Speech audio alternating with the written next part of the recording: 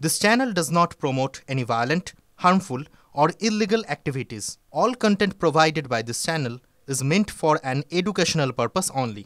Cancer Healer Center, a new beginning.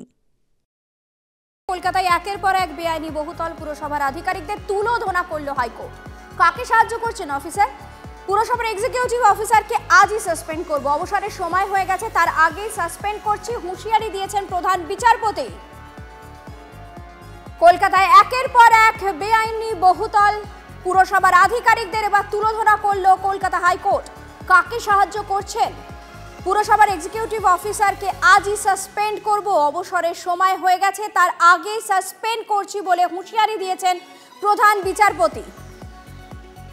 বিভিন্ন জায়গায় আমরা যেভাবে দেখেছি বেআইনি বহুতল গজিয়ে উঠছে, হেলে পড়ছে, ভেঙে পড়ছে, একের পর এক দুর্ঘটনা ঘটছে, তারপরই বেআইনি বহুতল নিয়ে পুরসভার আধিকারিকদের তুলোধনা করল হাইকোর্ট। কাকে সাহায্য করছেন অফিসার? পুরসভার এক্সিকিউটিভ অফিসারকে আজই সাসপেন্ড করব। আরো বিস্তারিত জানবো হাইকোর্ট ঠিক কি জানিয়েছে। আমার সঙ্গে রয়েছেন আমার সহকর্মী শ্রাবন্তী। শ্রাবন্তী, হাইকোর্ট তার অবজারভেশনে কি জানিয়েছে আজ? দেখো সরিতা, একাধিকবার আমরা দেখেছি যে বেআইনি নির্মাণ, বিশেষত সেটা যদি কলকাতা শহরে হয়, তার জন্য বারবার কড়া পদক্ষেপ নিয়েছে কলকাতা হাইকোর্ট। বেআইনি নির্মাণ বহু জায়গায় ভাঙার নির্দেশও দেওয়া হচ্ছে, কিন্তু তারপরও একই ছবি দেখা যাচ্ছে। কোথাও গিয়ে এর সঙ্গে কি কর্পোরেশন ওতপ্রোতভাবে জড়িত? আজকের গোটা মামলাটাতে সেই প্রশ্ন আরেকবার উঠে এলো, যেখানে প্রধান বিচারপতি স্বয়ং এক্সিকিউটিভ ইঞ্জিনিয়ার, যিনি সাধারণভাবে এই ধরনের অভিযোগ পেলে সরাসরি গিয়ে বিষয়টি খতিয়ে দেখবেন, তার উপরে রীতিমতো তার বিরুদ্ধে অভিযোগ আনলেন। তার বক্তব্য এক্ষুনি এনাদের সাসপেন্ড করা উচিত, তার কারণ তিনি যেভাবে হলফনামা লিখেছেন তাতে স্পষ্ট কোথাও গিয়ে মামলাকারীর বিরুদ্ধে এই এক্সিকিউটিভ অফিসার কারোর সঙ্গে মিলে কাজ করছেন। একই সঙ্গে এই এক্সিকিউটিভ অফিসারকে জেলে পাঠানোর হুমকিও পর্যন্ত দেওয়া হয়। তার বক্তব্য পুরসভা এই বিষয়টাতে কিভাবে এইভাবে কাজ করতে পারে। আগামী 16ই মের মধ্যে কলকাতা পুলিশ কমিশনারকে নির্দেশ দেওয়া হচ্ছে, ওয়ার্ডগঞ্জে রয়েছে ওই নির্মাণ, তার 3, 4 এবং 5 তলা ভেঙে ফেলতে হবে। যদি কেউ না উঠতে চান, যারা বাসিন্দা রয়েছেন, তাহলে যথেষ্ট পুলিশ দিয়ে তাদেরকে উচ্ছেদ করতে হবে। গোটা মামলাটিতে রাজ্য সরকার যথেষ্ট কড়া সমালোচনা করেন প্রধান বিচারপতি। তার বক্তব্য এখানে পুলিশের ভূমিকাও দেখা যাচ্ছে প্রশ্নের মুখে পড়েছে। রাজ্য যদি কোনো অফিসারের বিরুদ্ধে কড়া পদক্ষেপ নেয়, তাহলে ভবিষ্যতে এই ধরনের বেআইনি কাজ করতেও তারা ভয় পাবে না। ধন্যবাদ শ্রাবন্তী, ধন্যবাদ। ওয়ার্ডগঞ্জে বেআইনি বাড়ির অভিযোগ পরীক্ষা করেননি পুরসভার ইঞ্জিনিয়ার, হলফনামা দেখেই ক্ষুব্ধ হয়ে যায় হাইকোর্ট। SN ব্যানার্জি রোডের অফিস থেকে সোজা জেলে পাঠাবো, হলফনামা দিয়ে আদালতে ভুল বোঝাচ্ছেন, বেশি স্মার্ট ভাবছেন নিজেদেরকে, অভিযুক্তদের সঙ্গে মিলে কাজ করছেন, মন্তব্য আজ ক্ষুব্ধ প্রধান বিচারপতির। চিফ জাস্টিস বলেছেন যে পুরো এন্টার 19 জন ভিডিওগ্রাফি করবে। ভিডিওগ্রাফি ভাঙা হলো কি না হলো, কেন এদের এই নেক্সাসে আমার আরেকটা ম্যাটার আছে, সেটা আমি এরপরে তুলবো। এরা কি করছে, গিয়ে একটা 1 ইঞ্চেস ভেঙে দিয়ে কোর্টে এসে বলছে রিপোর্ট ভেঙে দিয়েছি। এই নাটক, ইয়েস না, 3, 4, 5 3টে ফ্লোর, পুরো বিল্ডিং ভাঙবে কেন? যেটা লিগালাইজ G+2 থাকবে, বাকি সব ভাঙবে।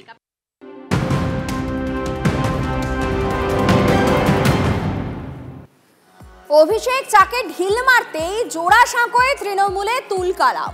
নাম না করে সঞ্জয় বক্সি, স্মিতা বক্সিকে নিশানা বিধায়ক বিবেক গুপ্তর। জোড়াসাঁকোর শত্রু বলে আক্রমণ, বেআইনি নির্মাণ, বেআইনি পার্কিং এর অভিযোগ। ওরা দলের জন্য কাজ করেন না, নির্বাচনে কোনো অবদান নেই, ওদের এলাকায় কেন ভোট পাই না? প্রশ্ন জোড়াসাঁকোর তৃণমূল বিধায়কের। বিজেপির সঙ্গেও যোগ সাজসের ইঙ্গিত দিচ্ছেন বিবেক গুপ্ত। জোড়াসাঁকু শত্রু ওরা, যারা জোড়াসাঁকুর উন্নয়নের জন্য কাজ করে না, নিজে কাজ করে। ওরা কিছু হচ্ছে আমাদের কোনো ফ্রন্টাল অর্গানাইজেশনের পোস্ট নিয়েছে না, সেলফ অ্যাপয়েন্টেড নেতা হয়ে গেছে।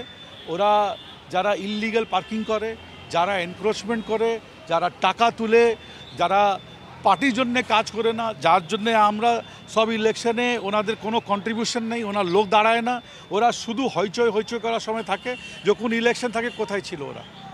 যখন ইলেকশন হচ্ছিল ওনার আমি নাম নেব না, ওনার এলাকাতে কেন মাইনাস যায়? যদি ওরা দলের জন্য কাজ করেছে, যদি ওনার দলে কন্ট্রিবিউশন আছে, তাহলে ইলেকশনের সময় ওনার এলাকা দিকে মাইনাসটা কেন?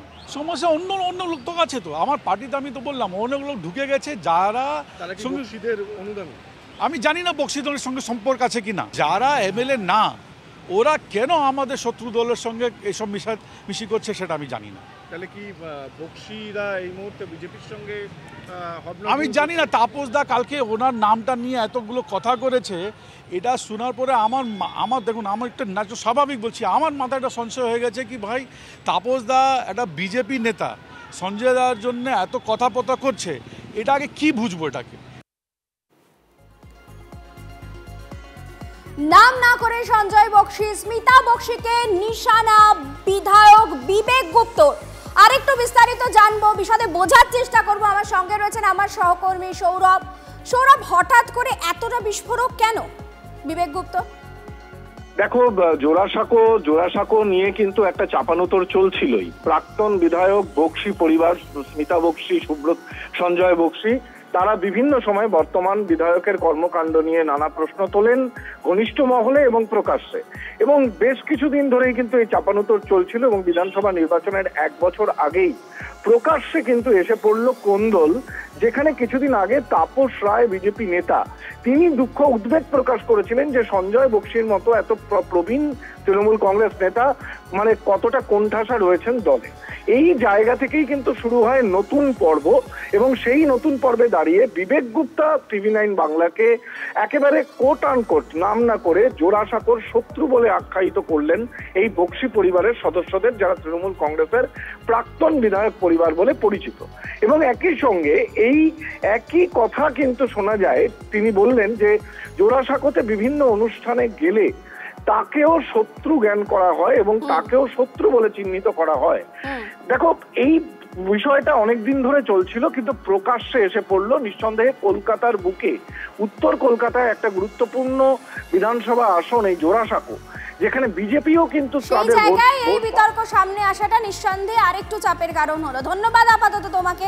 নাম না করেই সঞ্জয় বক্সি এবং স্মিতা বক্সিকে নিশানা করেছেন বিবেক গুপ্ত। এই নিয়ে সঞ্জয় বক্সি কি বলছেন আপনাদের শোনাই। কেউ বলছে যারা আগে রাজ করেছে তারা এটা করছে, তাদের কারো এরকম ক্ষমতা আছে? কেউ ছিল বলে সে যা বলবে তাই হয়? এটা মাননীয় ববি হাকিম, যিনি মেয়র, তিনি শুনছেন কি না তাকে গিয়ে জিজ্ঞেস করুন। যে যারা এক্স আছে, যারা প্রাক্তন আছে, তারা যদি বেআইনি করে আপনি শুনবেন? এর জবাব তিনি দিতে পারবেন। আমার নাম করে যেদিন বলবে, আমার পরিবারের নাম করে যেদিন বলবে, সেদিনকে বলবো। আর একটা কথা আপনাকে বলে দিই, আমরা কত ভালো কাজ করেছি, খারাপ কাজ করেছি, সেটা এলাকার মানুষজনেরা বলতে পারবে।